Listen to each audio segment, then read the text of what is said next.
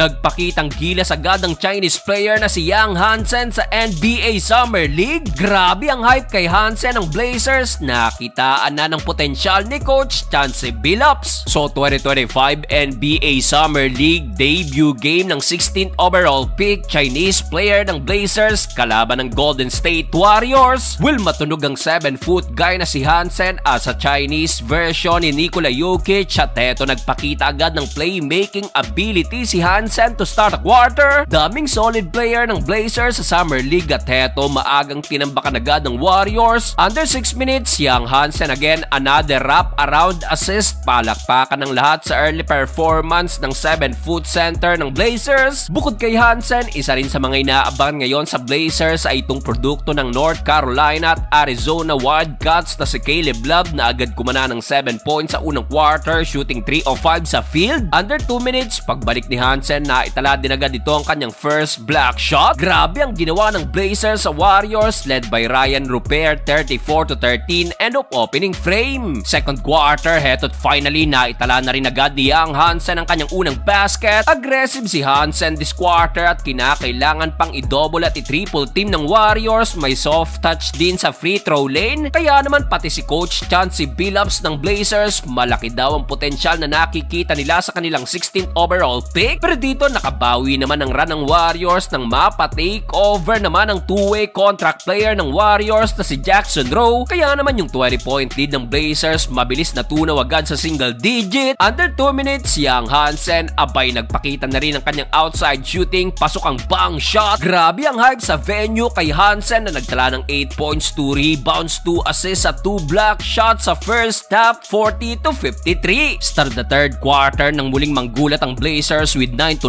run. Will kinumpleto na ni Hansen ang kanyang stat line with a steal na na-convert pa sa kanyang napakagandang galaw na to. Pati si Donovan Clingan napapalakpak sa ginawa ng kanyang future teammate. Anyari sa Warriors this quarter at napatunga nga na lang tuloy sa sideline itong si Brandon Podziemski. Abay umabot ba naman ang tambak sa mahigit 30 points. Another assist na naman mula kay Hansen. Ibang klase si Yang Hansen sa kanyang debut with 10 points, 4 rebounds, 5 assists, 1 steal at 3 block shot, 80-52 end of third period. Fourth and final quarter, still dinominate pa rin ng Blazers ang laban. Well, sa laki ng tambak, hindi na nakabalik pa ang Warriors at sa uli, panalo ang Blazers. What a debut game for Yang Hansen na nagtala ng 10 points, 4 rebounds, 5 assists, 1 steal at 3 block shot.